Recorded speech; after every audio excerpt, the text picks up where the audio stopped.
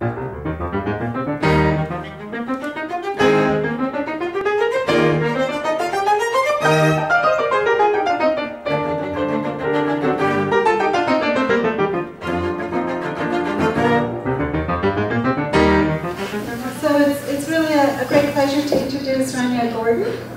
and she comes to us from Vanderbilt University, where she's an assistant professor of otolaryngology. She does really interesting work on music and language and rhythm, and also of interest is she's been putting together a group on music cognition at Vanderbilt, and we have now a program for music, mind, and society that looks very exciting. And so we're hoping that between us and Montreal and Vanderbilt there'll be lots of interesting research and collaboration. So, thank you, Laurel. Thank you so much for inviting me to speak today. It's really a pleasure to be here, and I've really enjoyed visiting the labs at McMaster and meeting with Laurel and her students and talking about common research interests and thinking about how we can collaborate with our program for Music, Mind, and Society in the future. So I'm very excited to talk to you today about our recent work in my lab and at the program for Music, Mind, and Society. So I will start with a well-known Shakespeare quote, "If music be the food of love, play on." And I've added developmental here. So if music be the food of developmental love, play on, sing on. So I think most people here feel that music is a really important part of childhood. Parents singing Itsy Bitsy Spider with their toddlers, preschoolers singing the alphabet song, babies banging on pots and pans in the kitchen while their parent cooks dinner and listens to country music on the radio. And music is really such a normalized part of our daily lives in childhood and adulthood that I think some people may even take it for granted. So I want you to think about, for a moment, about an instance in which early childhood music experiences may have shaped the development of your communication skills, and that's what I want to talk to you more about today. But I will assume that if you've come to this symposium today that you don't take music for granted. And you don't take the impact of music on the brain for granted. So, but I hope that in addition I can give you the chance to think about what it is about rhythm that plays into language skills and social engagement, and really a lot of the research in our program for Music, Mind, and Society is focused on the contribution of music and rhythm to communication skills. So I would love to give you an overview of our program and then tell you more about how my work has been focused on establishing a new methodological framework for studying the role of rhythm in grammar development and understanding the neural mechanisms that could be driving rhythm in language acquisition. So a little history of our program for Music, Mind, and Society. A few years ago, when I was a postdoc at Vanderbilt, there was this idea that just didn't go away. Many folks on campus and in the community were becoming more and more interested in why and how music affects our minds, bodies, brains, and society. So we really wanted to understand music by incorporating research methods from many different fields of study. There are many different really interesting areas of study at Vanderbilt, and many people who had never thought about music until recently, but wanted to apply their methodology to music in a new way. So the idea that wouldn't go away was to make Music City a magnet for music research. And we nourished this idea with significant investments from otolaryngology, which is my department. They've just been phenomenally supportive. The Vanderbilt Kennedy Center, the Vanderbilt Brain Institute, and we also joined forces with the Curb Center, the School of Engineering, and the Blair School of Music. And we were awarded a Chancellor's Initiative Trans-Institutional Program grant. And we now have involvement from 15 and counting Vanderbilt departments in 8 centers. So enthusiasm for our program has been spreading across campus like a surge of uncontainable energy, especially once we figured out sort of how to get the word out about our programs all across campus, which is actually not as straightforward as it might seem. So there are many, many people interested in why and how music affects us, from molecules to behavior to society. And I'm really fortunate to have the opportunity to lead this program. So in the past 16 months, Music, Mind, and Society has become a network of dozens of faculty, staff, and students across campus and in the community. And we formed new infrastructure to support ongoing music-related research and to jumpstart new projects on how music works, again, from molecules through brain behavior and society. So events have been a really important method of bringing folks together to share music-related research interests. The theme of our annual symposium this year was the science of song. Isabel gave a fantastic keynote. Last August, we hosted SMPC, which was an amazing experience and I think was really eye-opening for a lot of Vanderbilt colleagues to sort of see the depth of research in the field and get a chance to connect with people that they may not have normally had the opportunity to connect with. We had a workshop in April that focused on how to design the best and most rigorous music treatment studies.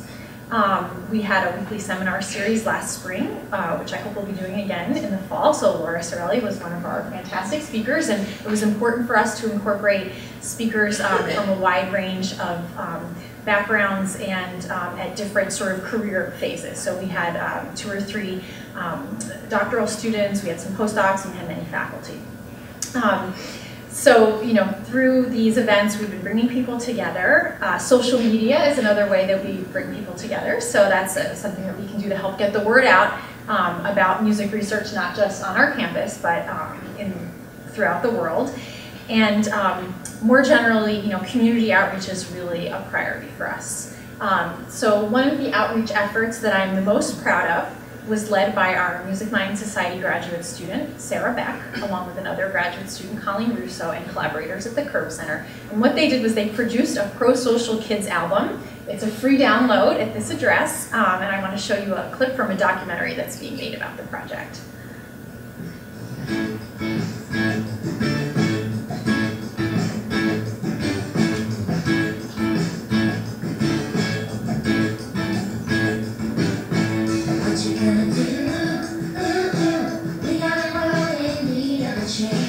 What you gonna do? It's up to me and you. Sarah?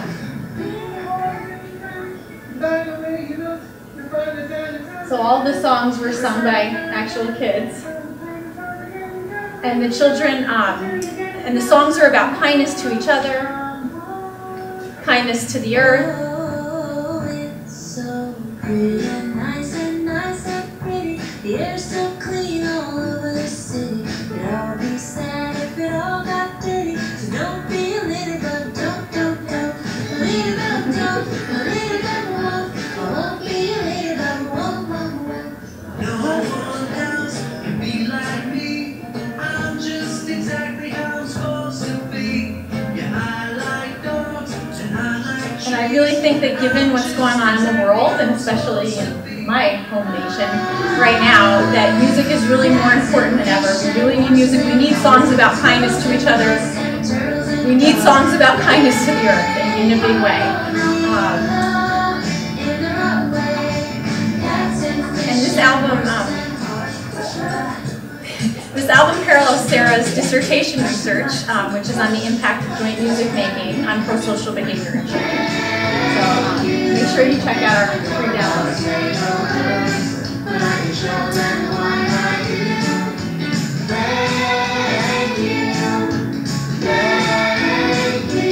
That's Colleen, the student that collaborated with us.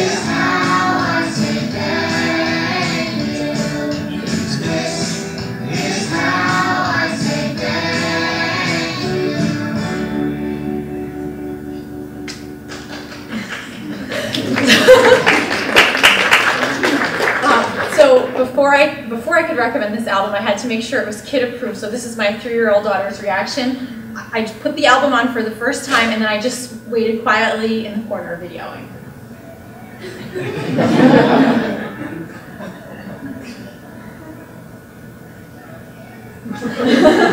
She just immediately started dancing. I don't know if you guys can see, but it was pretty funny. And then she was really listening to the words. Clap, clap, tap, tap, stomp, stomp. So she started to do the motions with no actual social input from me, which I thought was sort of funny. So, so we continue to be very, interested in making musical experiences and studying them in young children. So another joint music making project is Serenade. This is a new line of research led by our research fellow Miriam Lenz. This is a collaborative project with many, many partners involved. And some of you may be familiar with the parent-child music class format, like Kinder Music or Music Together.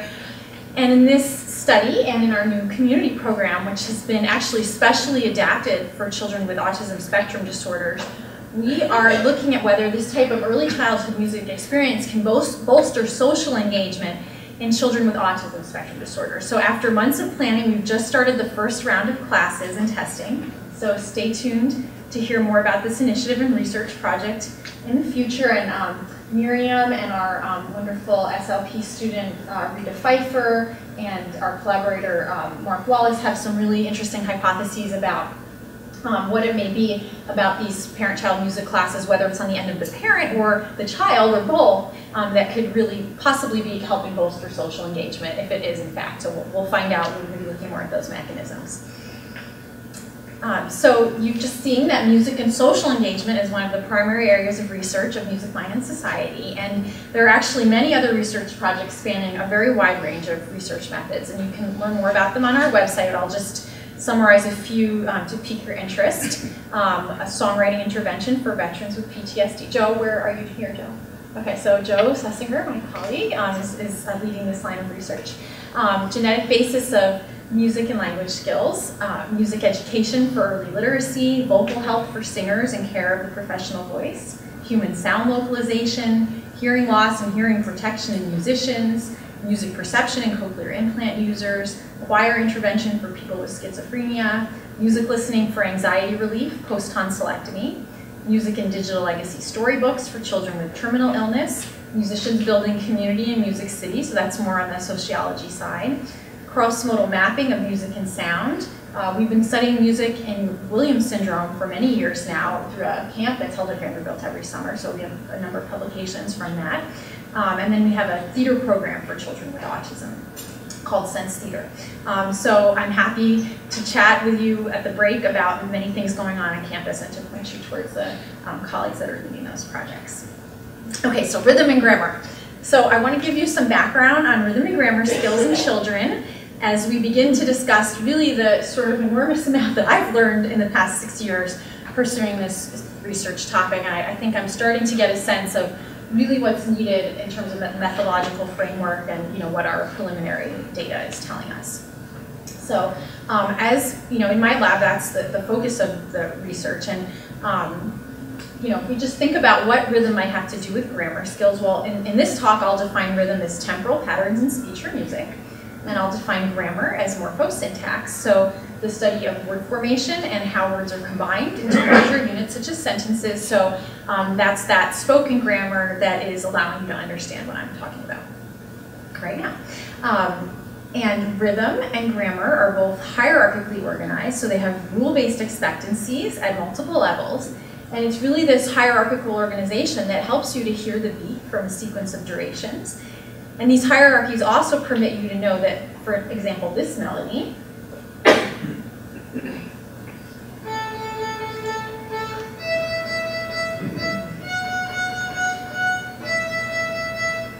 is a rhythmic variation of the Twinkle, Twinkle, Little Star that you know well.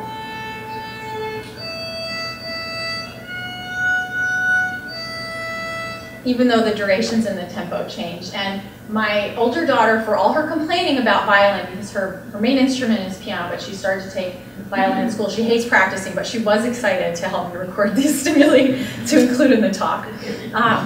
So something must be getting through. So we'll come back to Twinkle and Suzuki training and violin a little bit later in the talk. So what about hierarchies in language? Well, hierarchies of syntax allow you to parse up this complex sentence. So the boy read the book that his mother gave to him, for example, the sentence that has dependent clauses, and to understand how the different components relate to each other. An important aspect of rhythmic expectancies is temporal attention. So we know that rhythm helps us to parse the syntax of sentences. And when I use the term speech rhythm today, I'm really referring to prosody, so fluctuations in intonation and rhythm that convey linguistic structure. I've just found it's a little bit more straightforward to just sort of call it speech rhythm for short, even though I'm also including intonational fluctuations. We know from the psycholinguistics literature that the timing of sentences really helps to focus attention on the unfolding of morphosyntactic structures. And these structures, for example, clause boundaries, are really important for comprehension. And recent studies have shown us that rhythmic regularity of sentences modulates syntactic processing in adult listeners. It's also grammatical violations are easier to detect in sentences that have highly regular timing. And speech rhythm can also be an important tool for disambiguating meaning. So let's use our imaginations for a moment. So if you're a child and you hear a continuous speech stream like this that actually corresponds to the sentence, then you need to be able to tell the difference between the monster said the dragon is scary. And the monster said the dragon is scary. So that you know if you're dealing with The this monster said the dragon is scary. or this. The monster said the dragon is scary. So can you guys see that? He says the monster on the end. He's extremely scary. Okay. I'm terrified. Speech rhythm cues to clause boundaries are important for knowing which monsters and dragons you're dealing with. And this is just one example of how rhythm helps us to parse incoming language. So we're particularly interested actually in shared processing between speech rhythm sensitivity, musical rhythm, and syntactic processing, or grammar skills. Some of my dissertation work showed an overlap in neural resources for music and speech rhythm and perception of song. And I then got interested really in individual differences when I started my postdoc. So a collaborator and I recently used an individual differences approach in adults, and we measured the size of ERP brain responses to rhythmically unexpected stress patterns in speech. And we actually found that the size of the brain responses correlated with musical rhythm aptitude scores from the AMMA, which was administered separately. We saw in the previous slide that speech rhythm contains cues to grammar. Here's another example of cues, again, clause boundaries that are important for comprehension and development. So while the parents watched the child sang a song with her grandmother, that pause between watched and the helps you to parse the sentence. There have been a number of studies on childhood language development that have shown that rhythm facilitates word segmentation and syntactic parsing and helps children to learn language. So there are all these potential connections between speech rhythm and musical rhythm and between speech rhythm and grammar, but the actual relation between musical rhythm and grammar and also between the three of these constructs really had received little attention until quite recently. So in order to lay some groundwork and to eventually be able to study rhythm and its relationship to grammar and atypical language development, we first conducted a study in children with typical language. And here we were looking at what the relationship was between rhythm skills and grammatical competence in children with typical language. And so we tested 25 children, 25 6-year-olds with normal hearing and normal language development. English was their primary language. They were non-musician children, although they had some of them had some music at school, or perhaps a year of private lessons really at the most. So we did get some details about what their prior musical activity was, and of course demographics. And we carried out a number of assessments of their language, cognitive, and music skills. And we felt that it was really important to be able to investigate individual differences and also control for cognitive ability, so nonverbal IQ. We tested rhythm perception with a computer-based version of the beat-based advantage test. So this work was developed in close collaboration with Devin McCauley's group at Michigan State, and much of our rhythm and grammar research is being done in collaboration with Devin. And this task is set up like a computer game. So there are simple rhythms which have a clear beat, and complex rhythms which do not. So here's some examples now.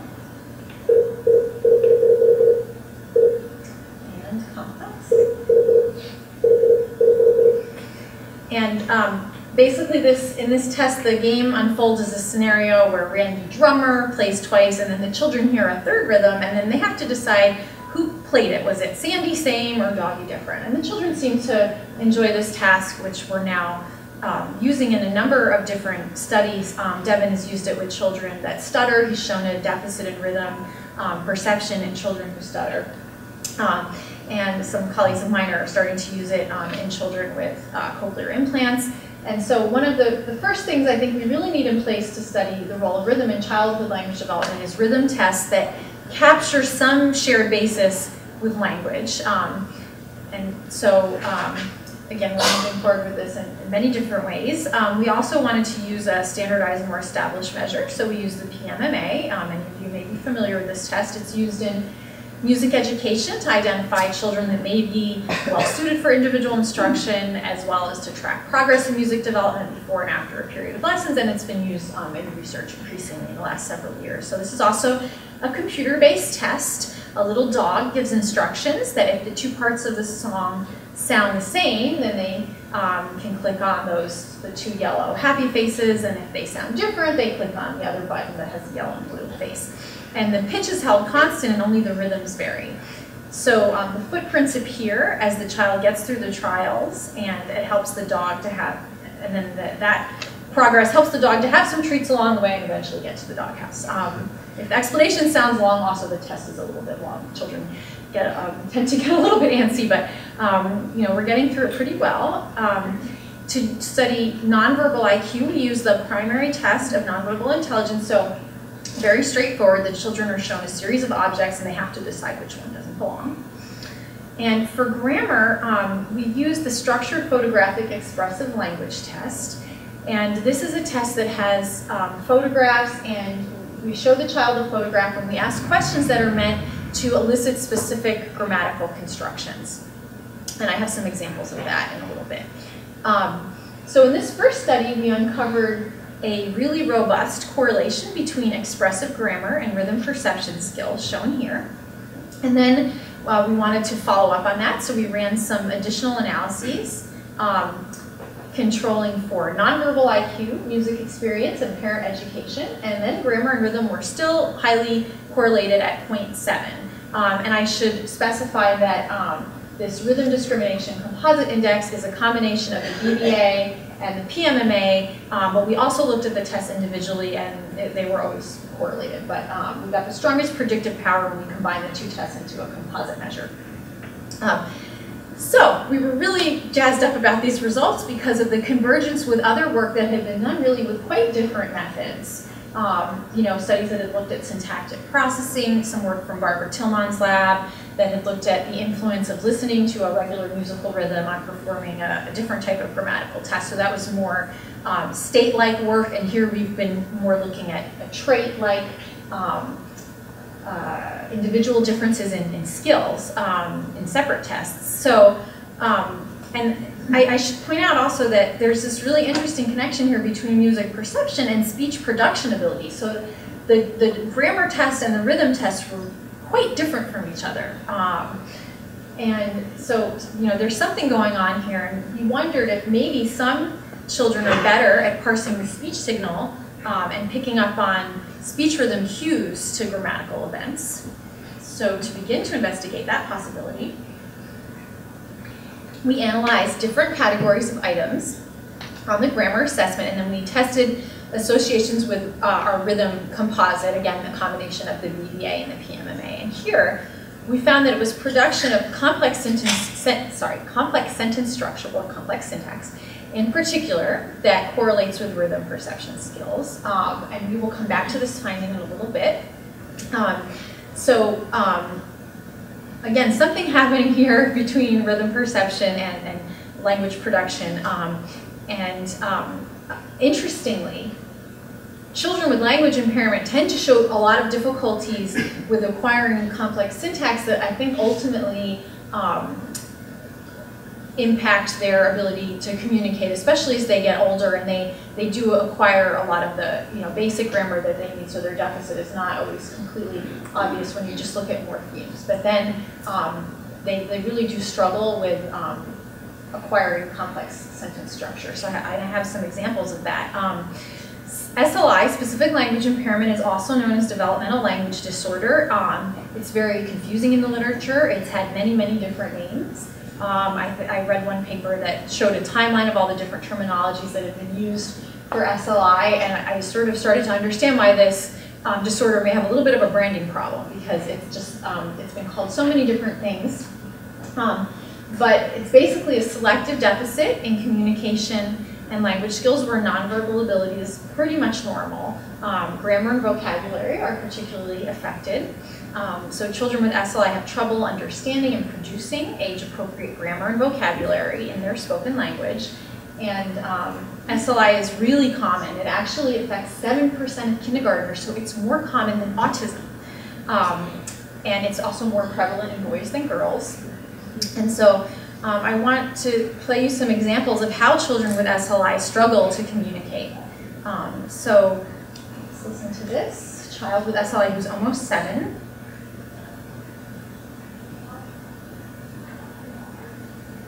Can you turn the volume up? I'm going to go back. Mine is at max, so. Yeah, this volume is connected with that, so it's another way to turn it up. So this is at max volume. Mm-hmm. It's playing right now. I stopped it, but.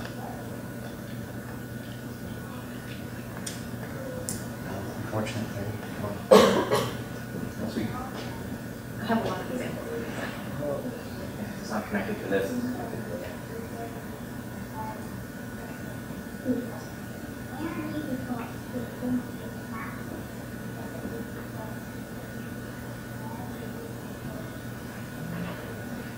Okay, I'll just try to narrate based on the text that my student helped me provide.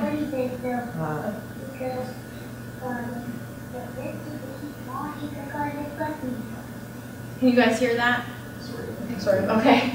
So, what is a kitten? So this is a vocabulary assessment. This should be a very straightforward question to answer. A kitten has a dog. A dog kind of chases a kitten because it doesn't like the kitten. So the child's producing language, but they're sort of going all over the place. And during these activities, their linguistic system is actually being quite stressed. They're having trouble converging ideas, being concise. They're emitting copulas, which are small verbs like is or are. Another example here. How are an oven and a grill the same?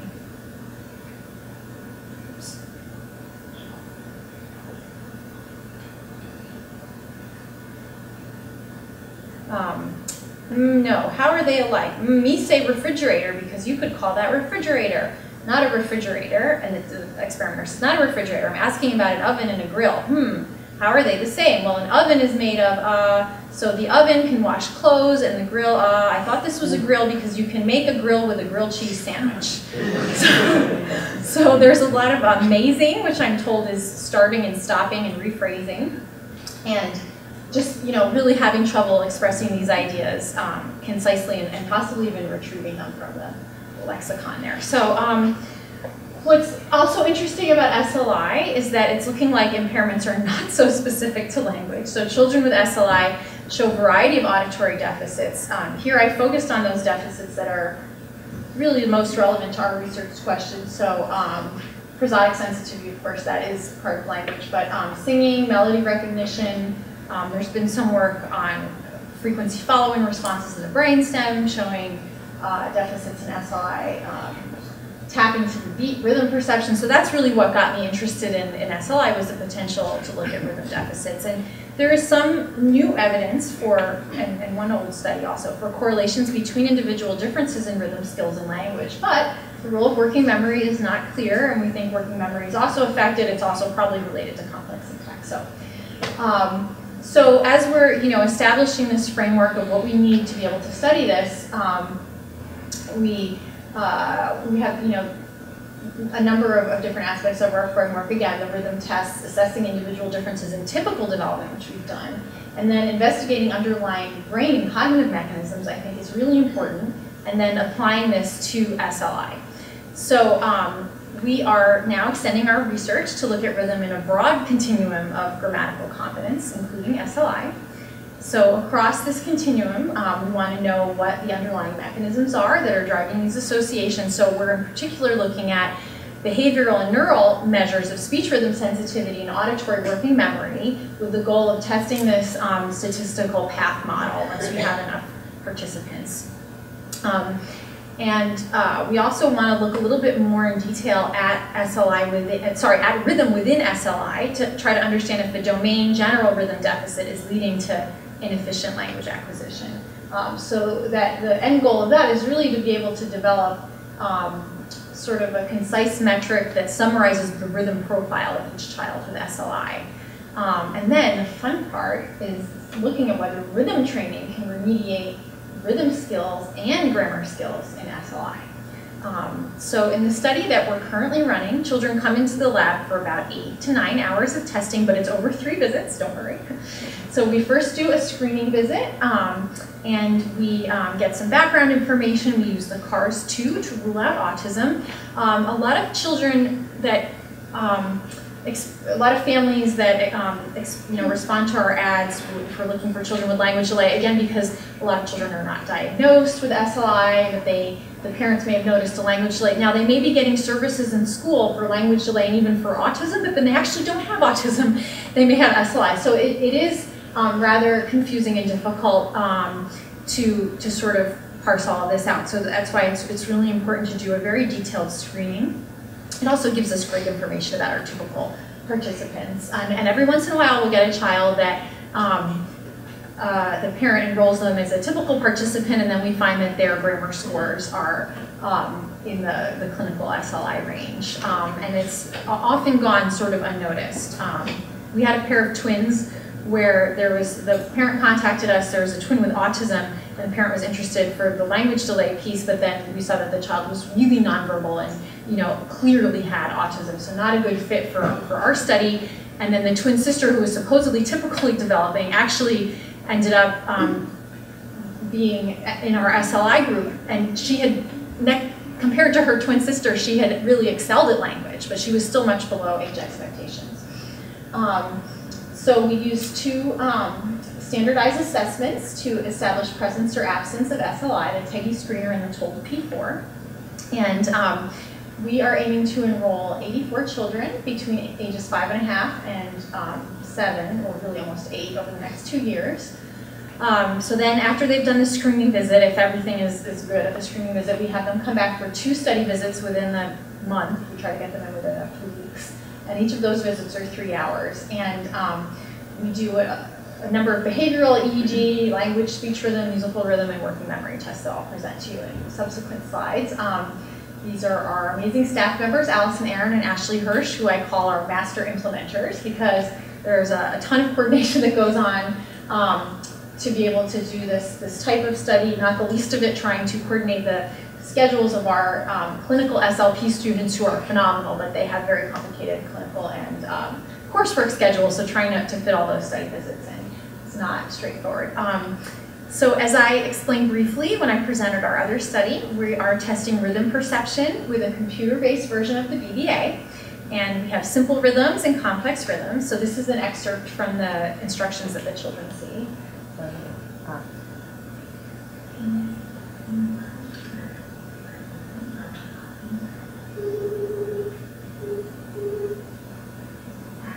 After Randy plays his drum, I don't know if you guys can hear.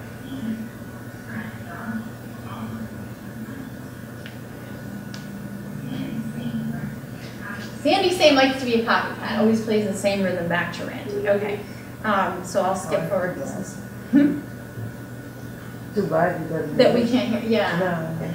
Yeah, I don't know if there's another toss that can be done. Can we do something about it? It's too important. I'm sorry. Okay. I'm interested. Is this on? Is this on? Yeah. Let's hold that up to... So this If is it comes coming out. out. Should I? Okay. Okay. In this game, you will listen to rhythms played by Randy Drummer on his drum. It can be increased. Yeah. After Randy plays his drum, either his twin brother Sandy or his friend Doggy will also play rhythm on his drum. Sandy Same likes to be a copycat and always plays the same rhythm back to Randy. Doggy Different doesn't want to copy Randy, so he always plays a different rhythm back to Randy. In this game, it is your job to figure out if it is Sandy Same or Doggy Different playing his drum back to Randy Drummer. Remember, Sandy Same likes to be a copycat and always plays the same rhythm back to Randy. Remember, Doggy Different doesn't like to copy and always plays a different rhythm back to Randy. In this game, you will hear Randy play his drum twice. Listen as he does it now.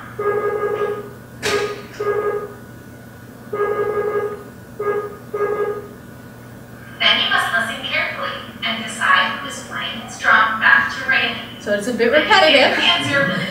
But it's important. With this age, with kids, and we find that ones that are less than, between 5 and 5.5, it's sort of a little bit iffy. Once they're 5.5, especially if they've been in kindergarten, they can usually follow along. But and so it is. But it is really important. We spend a lot of time in the instructions. We really have to be sure that the children understand the task.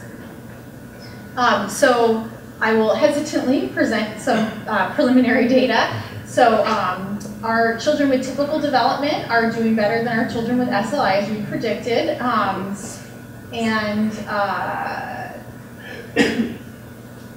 More at this plot.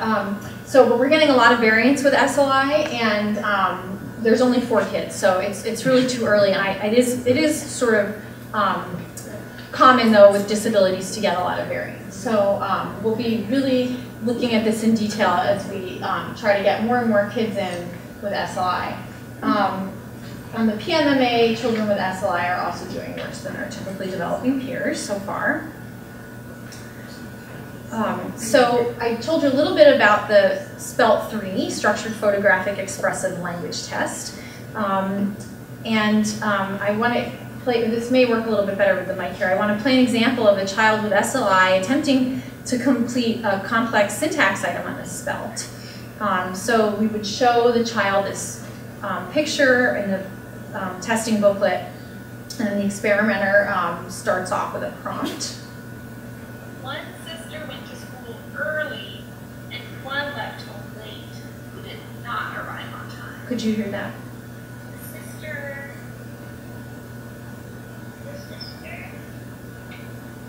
Which one? Who did not arrive on time?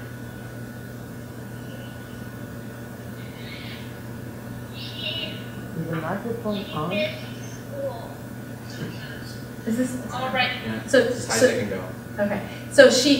So the child is like, the sister, she missed school. So she does, provide something that's an appropriate answer, but it's not grammatically what we're looking for. We were looking for a relative clause. The sister who was late, you can also see that it's just painful and long. So here's a child with typical development doing the same item.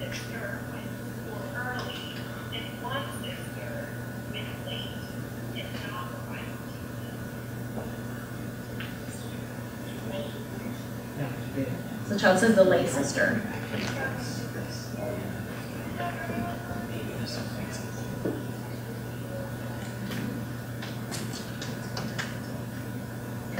Okay.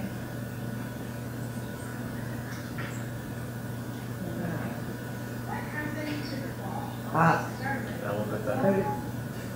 It's all gone. Oh, yeah. Well, that's much better. Okay. So this is a different item, but you can hear that in the. And this is child with typical development. The ball got hit. Okay, so they got that one. This is a child with SLI.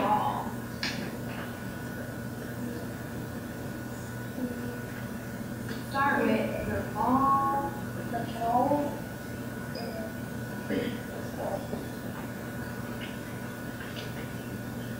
what happened to the ball? Ball. You start with the ball, the pole, and The ball is running away. So a child creative, but is not able to form that passive. The ball got hit. So if you think really about what it's like for these kids in school, I mean, what happens if they're getting called on by the teacher and they're taking, so long to answer, something very simple. They're really searching a lot. It's awkward and probably socially not good, right? I mean, it's going to be difficult for them. The other kids are not going to want to sit around with them and prompt them, to be able to express themselves, and they probably, so there's a lot of, I think that, there can be really a lot of academic and social consequences, again, to this disorder. We also use the tackle to test receptive language. So in the tackle, the child is instructed to point to the picture that best matches each phrase that the experimenter says. So, for example, the baby the woman helped clapped her hands, and we'd be looking for them to point to the third picture there. And that's a receptive test. So So of course, one of the things as a cognitive neuroscientist that I'm the most interested in is what neural mechanisms are underlying all of this. Studies of dynamic attending have suggested that attending rhythms, when you listen to speech or music, attending rhythms generate temporal expectancies for future events by focusing attention at specific points in time. With EEG and MEG, we've seen that fluctuations of brain frequencies are really sort of time-locked and often phase-locked, and help predict, when exactly tones are going to occur within a rhythmic context. Rhythm expectancies are also very important in speech, as we talked about earlier. So we are using a dynamic attending framework to try to understand what these relationships are between rhythm and grammar. So if you remember that correlation between complex syntax and rhythm in our behavioral data from the first study,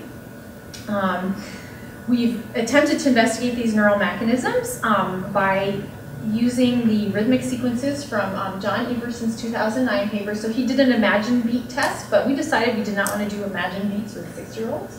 So instead we did just the physical accented stimuli, because he did show pretty similar effects actually between the Imagine and physically accented stimuli. So we thought that this was something easy that could be done passively while the kids are like watching a movie. So we have tone, tone, rest, and then there's an accent either on the first or the second tone, and this just repeats. So I think I have an example here. And here's the other sequence.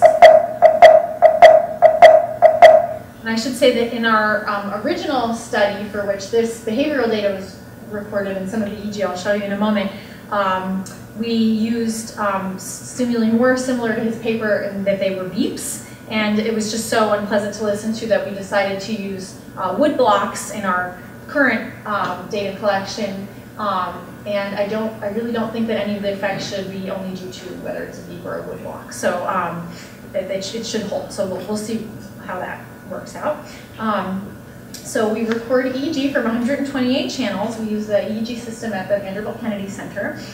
And we do data analysis in Field Trip. So this is just an example of how you can use Field Trip to do a cluster-based analysis. I really like the cluster-based permutations because you can look at how activity evolves over time and across the scalp, and you can do it in a data-driven manner so that you don't have to define particular time windows ahead of time. Our approach for that preliminary study was to compare the EEG in strong beats for high versus low complex syntax scores. So we did a median split to begin with, and we found that high complex syntax scores show differences in processing the strong beat. So so we have each plot corresponds to tone, tone, rest. The tones were at 0 and 200, and the rest is at 400. And so in sequence 1, the accent is on the first beat. In sequence 2, the accent is on the second beat. And then we just compared them. And this is right here is within our high scores of complex syntax. So the high scores get a significant cluster that shows that they are differentiating that strong beat. The low scores on the bottom median split, now this is not kids with SLI, but this is just half of the kids with typical development that didn't do as well on the complex syntax category. It's not an official subcategory, but what we analyze as complex syntax items from the spell are not getting any significant differences here. We thought this was interesting and then wanted to follow up because really, I think it's not enough to show any differences. We really have to be able to show individual differences.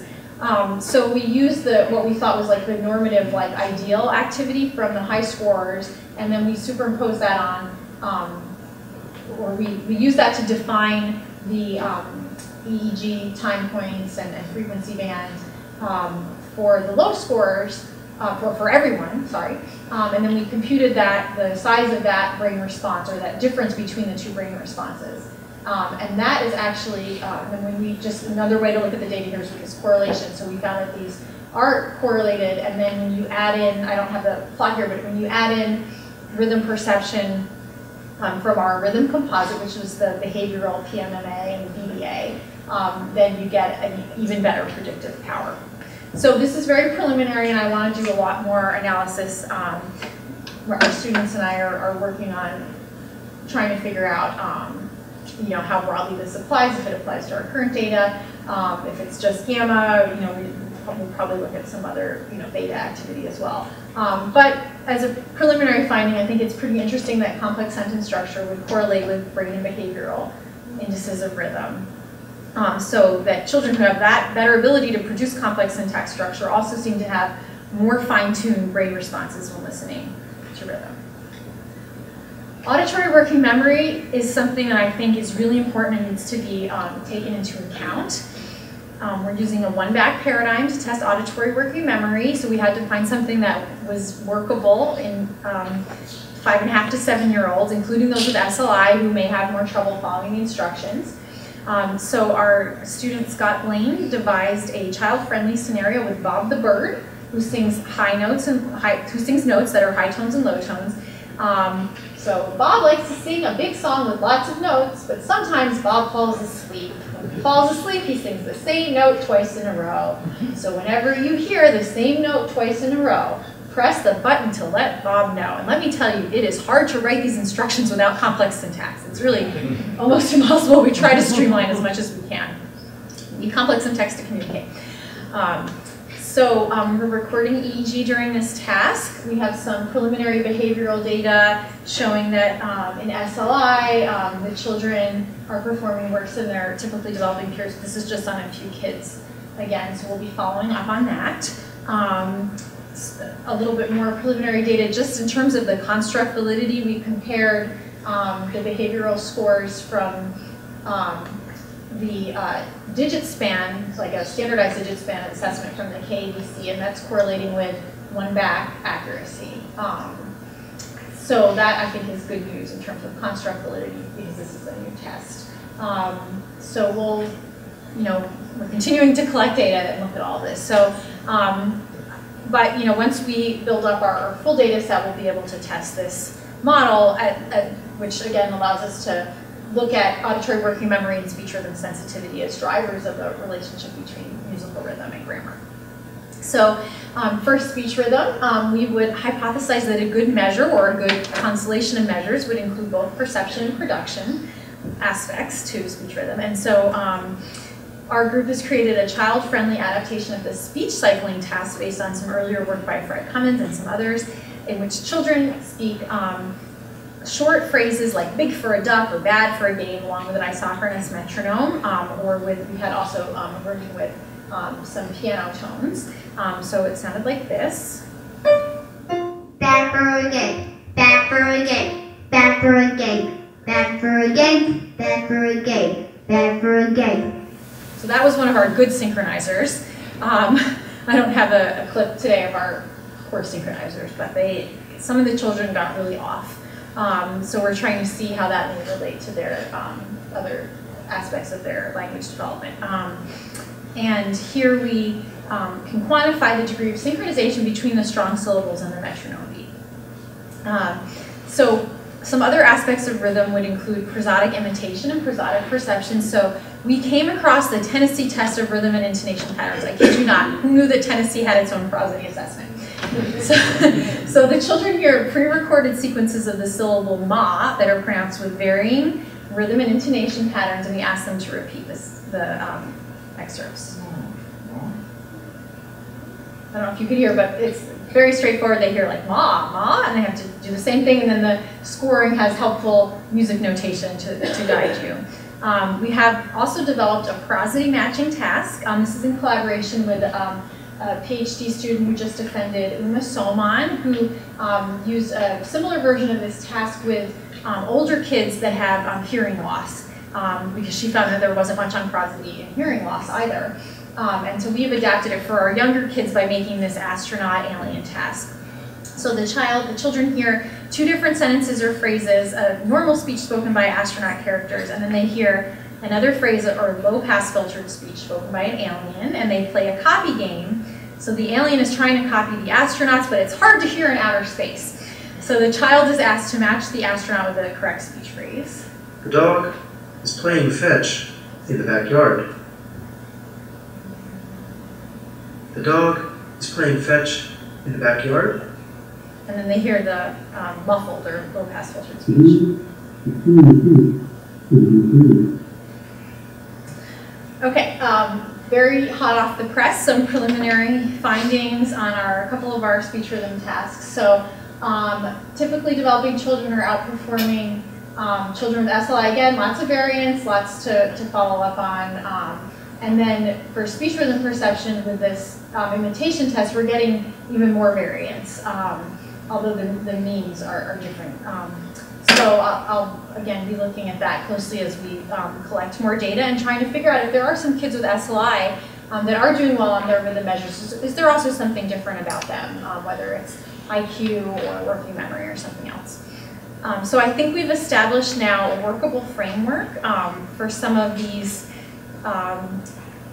correlational questions, and we're starting to do this translational work with SLI. And but of course, what we're really interested in is applying these concepts to an intervention context. So in the typical language literature, there's a number of studies, I'm sure many of you are familiar with this literature, showing associations between musical training and language skills, and also some nice causal evidence. So it's really important to use randomized trials to be able to really look at differences, because there really could be a lot of pre-existing differences between children that tend to want to take music lessons and others. So, so there have been a number of interesting results here in the literature, but no one that I know of has looked at grammar outcomes. And so that's what we're doing now, and I don't think that SLI has been looked at either. So we're trying to see if we can improve grammar skills in children with SLI with a rhythm-emphasized music training, and to try to understand again what those underlying neural mechanisms would be. So this work is being led by my student Natalie, who's here playing the cello. She's an SLP master's student. She's just done a phenomenal job getting this new study off the ground. Kate Margulis has recently joined our lab, and another SLP student in our staff, RA, Alice and Aaron. Music, again, there hasn't been that much that's done with SLI, and we really want to see if we improve rhythm, can we also improve grammar? So again, long-term goal, randomized control trial. That lives in the future for now. We need some groundwork first. So we've started with a feasibility study and a proof of concept study.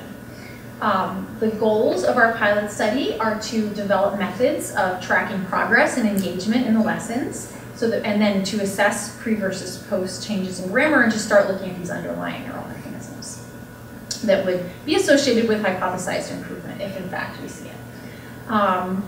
We will be incorporating control groups at some point, hopefully soon. It is so hard to find children with SLI, even though they are 7% of the kindergarten population, 3/4 of those 7% are unidentified. So we're thinking about doing some screenings in the schools and what that would entail, so we can get more unidentified kids. For our first feasibility pilot, we did 12 weeks of lessons, and the children had a 30-minute individual violin lesson every week, a 30-minute group Suzuki violin, and a 30-minute group music and movement class, and then a very detailed home practice regimen. We wanted to set ourselves up to try to succeed, to see if we would actually see anything. So why did we choose Suzuki violin? Well, violins are portable. We didn't have to ask parents to buy a keyboard and a piano. So we thought that it would be better for them to have an acoustic instrument and to have a violin. And it is a well-established music program. The teachers have to be certified and go through books of the sort of a standard repertoire. But the main reason is that Suzuki mimics natural language learning. So there's parent involvement, there's a lot of listening, they're given a CD, they're asked to listen every day to the CD. And piggybacking on that concept is the concept of delayed music reading. So music reading is great, it's a great thing to learn, but it's not incorporated at the beginning with Suzuki because of this ear training emphasis. A lot of children with SLI also have dyslexia or other reading disabilities. So it was important for us to not sort of overwhelm them at the beginning, especially at this age. And importantly, there's a lot of rhythm focus and repetition So if you remember the twinkle from the beginning of the talk, in Suzuki, one of the first songs you learn is Twinkle. You repeat it over and over again with different rhythms. So one of those rhythms is that da-da-da-da-da-da, which also some teachers use pepperoni pizza or huckleberry jello to teach that. So there is sort of speech rhythm also that can be imposed upon that. And these varying rhythms allow the children to explore and develop mastery. So I want to share with you some examples from the class, or from this was an individual lesson.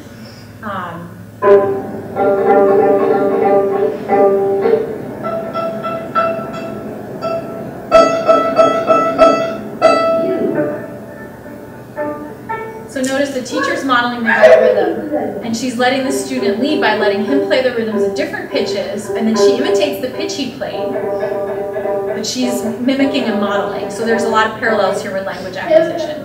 And they're having a great time. There's a triangle with the parents. The parent is there and becomes very involved so that they learn how to practice with the child at home.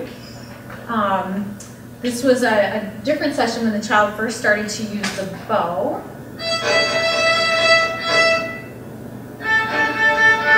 What's that? A. Hand your brother to your mom, get a marker, and draw the A where you think it goes. So the teacher is responsive to what the child does. She's giving feedback. So for our movement class, I want to show you a video with Lynn Bingham, our movement teacher and research collaborator. And in the future proof of concept study, this will be a group class. And movement, I think, is really important in connecting music to gross motor skills, and we're able to teach rhythm in an engaging and concrete way. Fast, fast, fast, slow, slow, fast, fast, fast, fast, slow, slow.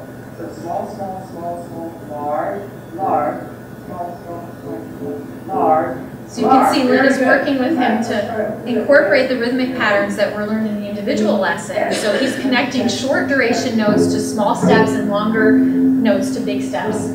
Well, let's see if we can go. There's another marching activity that's done every class. So she plays, and then he needs to attend to certain musical features. And then he has to respond with a corresponding action.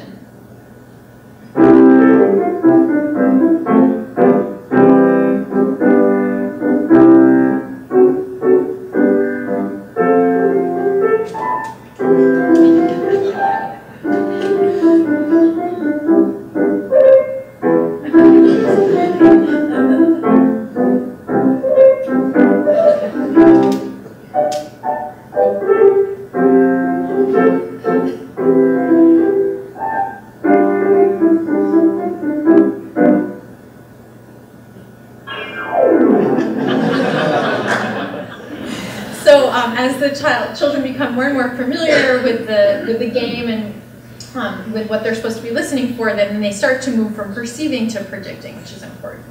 So you've seen what the treatment looks like. Here's a summary of the pre and post outcome measures, which are basically most of what I actually presented already earlier in the talk.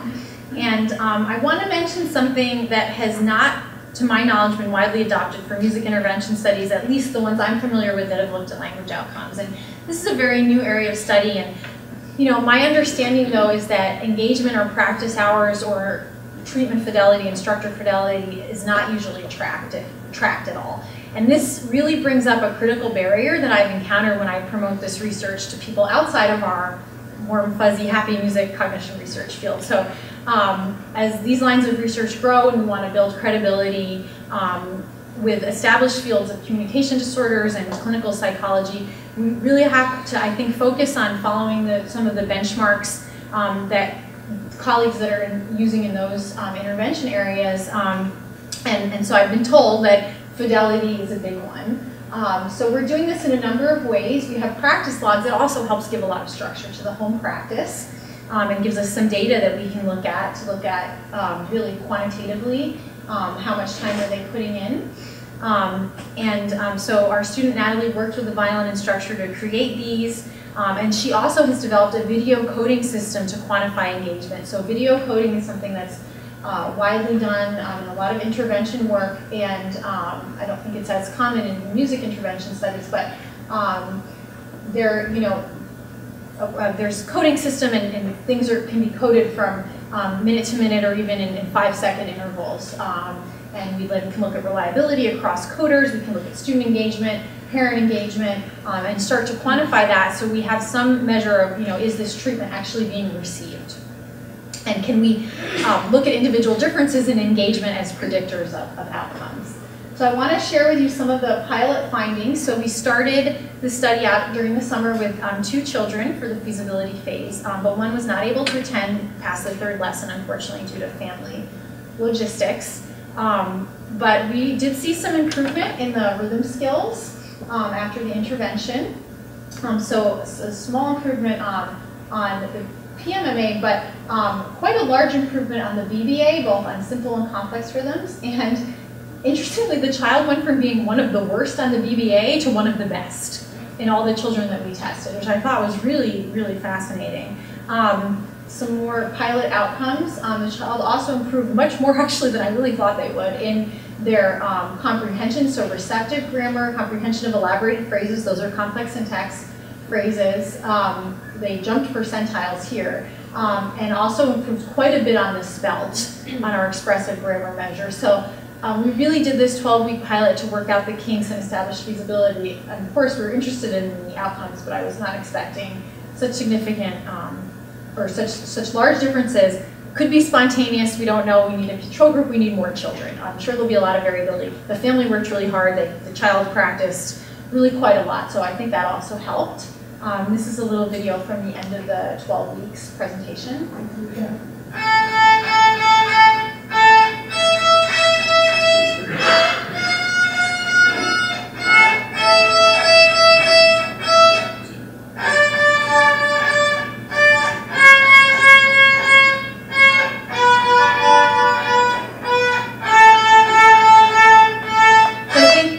That the family had a really positive experience and decided to continue violin with a teacher that's a little bit closer to their house. So that also is a marker of success, I think.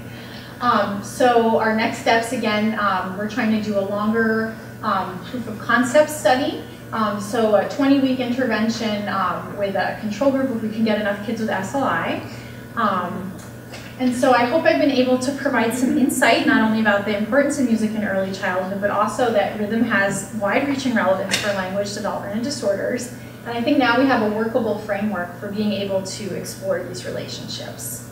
So I'm going to end slightly off topic from rhythm and grammar, although rhythm and grammar are literally combined here in song.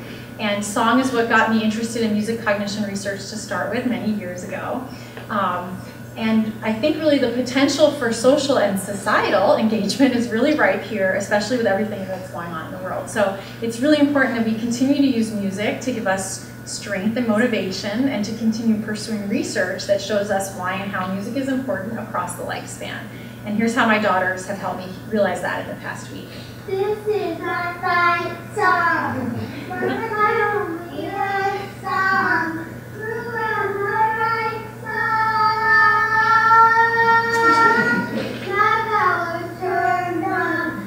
They're 3 and 9.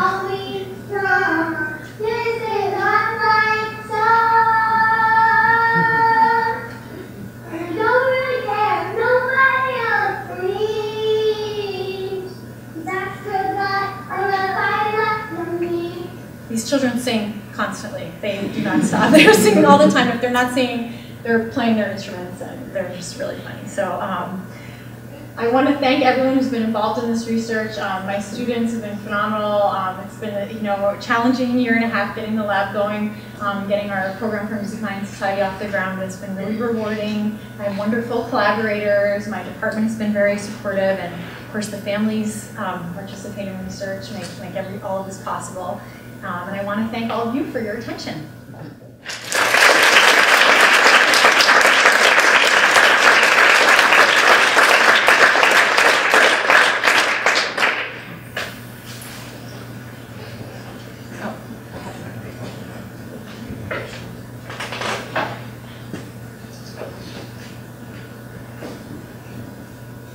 Thank you. It's really interesting to see these issues applied to the clinical group, but I was really fascinated with your scatter plots near the beginning. that it was a typically developing group, right, correlating at 0.7 between rhythm skills and grammar. And you control for a number of things, including experience with music. Yes, yes, interesting, isn't it? Yes, so that suggests to me that introducing musical experience may have absolutely no effect on that. That is, this is a normative, individual differences range. Do you have any thoughts on that? Yeah. I jump to that conclusion a little too quickly. So I'm actually fascinated by both possibilities, by the possibility of plasticity, like training-induced plasticity, and taking children that may really have a rhythm deficit, and it remains to be seen the extent of their rhythm deficits and SLI, and seeing if we can use that to improve grammar in some way. But from an individual differences perspective, I think that there's something going on genetically that's really interesting. So we've got an internal grant to add on saliva collection, and we're starting our genetic analysis. It's very challenging, but we're trying to see what genotypes may be involved, and looking at combinations of different genes and single nucleotide polymorphisms to try to understand what may be happening here, and we're proposing to extend this line of research to see what's driving these individual differences. In the original study, I should also say that the music experience that parents reported, and it was just a small sample, so 25 kids, so I'm obviously going to see if that replicates in a larger group. But those children, it was, once a week sort of music class at school for the most part.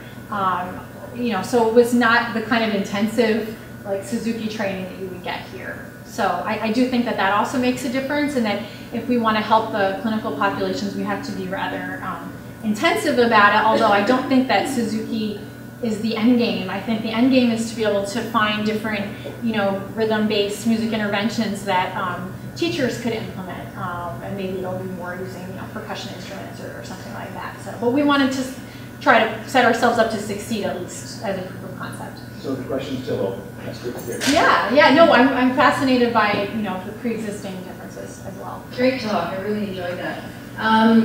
I'm just wondering whether, particularly in this latest study of yours, and it's going to be a fairly large study, whether you've considered also screening for DCD. You're talking, when you were describing your population, and your population is an awful lot like DCD. If the US is anything like Canada, we're talking about 7 to 10%, and again, mostly boys. So rather than kind of getting bogged into the spectrum that DCD also lies on, how coordination deficits are going to affect your issues there. So yeah, Laurel and I were talking about that yesterday, and it's really fascinating. So my conclusion from that was that I need to find out a little bit more about DCD in the US. So I do not find it as a common term. I read about dyspraxia, I don't know, what the overlap is. It's been called developmental coordination disorder for a while now. Okay. If you like, I can give you some. Yeah, I'm really work with it interested. It's big. Okay, I'm interested in reading more, and so what type of clinicians mainly would be working with kids with this population? Well, OTs. Okay. OTs mostly, but they developmental neurological studies have been done on these kids. Some of them are actually overlapping on the ASD spectrum as well. Yeah. So that's what you also run into. But there's an awful lot of comorbidity with DCD. Yeah. SLI might be one of them. So that's one of the things that you might want to look at. Yeah, I'm fascinated to learn more about that and look at that overlap. Just comment, there's a high overlap with attention deficit and also dyslexia. Yeah, and we don't exclude those children from our study because we think it's important. I really enjoyed that. The thought that occurs to me in the pilot that you were describing, I love seeing what happened with that young man and hearing about the post results, and I incorporate for me in my personal practice a lot of rhythm, a lot of music, and a lot of Laurel and I were talking about that too. And there is a lot of difficulty for these kids in that range, and I totally see how we could found a high correlation. Now back to the intervention. Here in Canada, there's a Hannon Centre, which does a lot of research around language development on kids with language impairments. And they work with parent-child interactions, dyadic interactions, like what happens with Suzuki. Yeah. So then a compounding variable is now increase the number of hours that you've done. Yeah. That parent-child interaction so intense, and Yes. although it's through music, you're using language, there's Yes. a lot of engagement, there's a lot of words. So it would be interesting to have a control group of SLIs, if you have lots and lots of them, like special care kids, who would be getting that intervention, but without the Suzuki training. Yeah. The rhythmic specific intervention. I just wonder. So I totally agree that it could be a huge factor. I don't see it as a confounding variable as much as a driver. Yes, and so perhaps that's a better word for it. Yeah, Yes, and because so they're getting at some of that same yeah. thing. But So, not with and the way that I think that we can start to find that out is by coding for parent engagement. Right. And then if we factor that out, even correlationally, and it's not significant anymore, then we know that that's one of our, drivers. Right. Which, and if it is one of our drivers, I think it's great because music. I mean, I think we all know it's just very motivating and fun context. So if that's the motivating and fun context that you need to engage parents more, I mean, I know that I have a lot of fun with my children making music, especially when they're driving me crazy. And I can just, like in the morning times, it's like, you just can't get out the door, and finally get them in the car, we put music on, everyone starts singing together, and we're all happy, right? And mostly. And so I think that it is important with our parent-child music class for children with autism.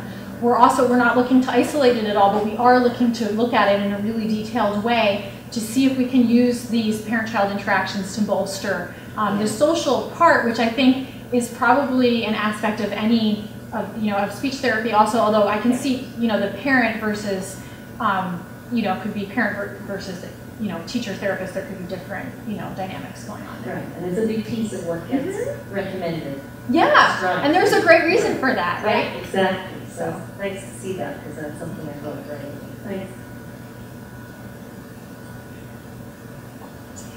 So I'm interested to okay. Can I have a mic too? Sorry. I was interested to see that you have both receptive and productive measurements of both grammar and of musical rhythm skills. And I'm wondering the extent to which you find that production in rhythm predicts production specifically in language and perception between there separately versus the extent to which you find that they're just one unitary predicting construct there. That's a great question, and I don't have the answer to it yet because I think we need more data.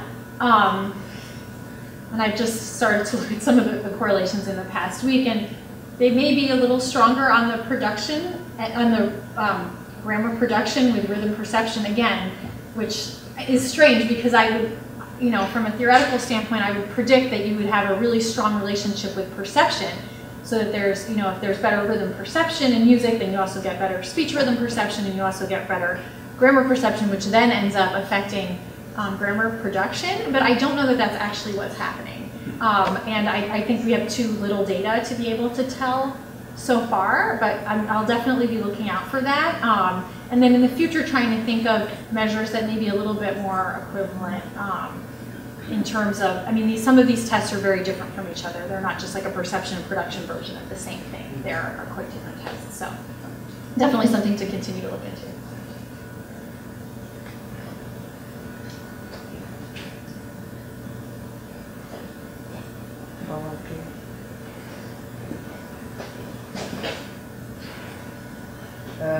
Something occurred to me when you were presenting the sign singing, the Oh, ladies. yeah. But for the first time I wondered, so for them singing is in the rhythm of the gestures? Oh, for children with hearing loss? No. Oh, for no, children in general? with, Yes. okay, yeah. Yes, when they are signing. Yeah. What is the music for a signer? Is it the rhythm? I'm not sure. Well, I'll ask Sarah. So Sarah's really interested in that. I think that's very crucial. That was her sister in the video, and her sister just adopted a little boy who's deaf from China, who's I think 3. So they've gotten very interested in that question. Well, I would sure. Yeah. But you were thinking of that also with SLI? You had questions about that with SLI? Well, it would give us important cues. Because, you know, there is a community, for example, in San Diego, you can scan them, you can do a lot of things. A community of? Of signs. Oh, okay, yeah. I don't know how to say it, but signers. Sign language singers specifically. Do you know them? Do you know anything about it? Well, is it the sign rhythm? language singers? Yes. I've actually been involved in a performance with sign language singers, but I can't say I know much about it. I don't know if it's the rhythm. I think that it's highly variable. Often it's very visual and there's a lot of dance involved. It's fantastic performance. I don't really see the connections with music, Rhythm? but I haven't tried to think about it analytically. But it's very spatial as well. And there's a grammar to sign language too, so that would be interesting to investigate. Sure, that's well known. So I just thought, oh, that's an interesting question. Okay. Otherwise, it's boring questions.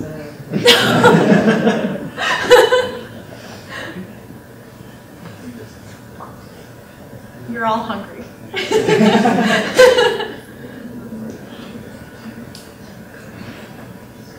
So thanks, Reyna. That was great. And lunch is served, I believe. And we've got lots of interesting posters, so enjoy something to eat and visit the posters.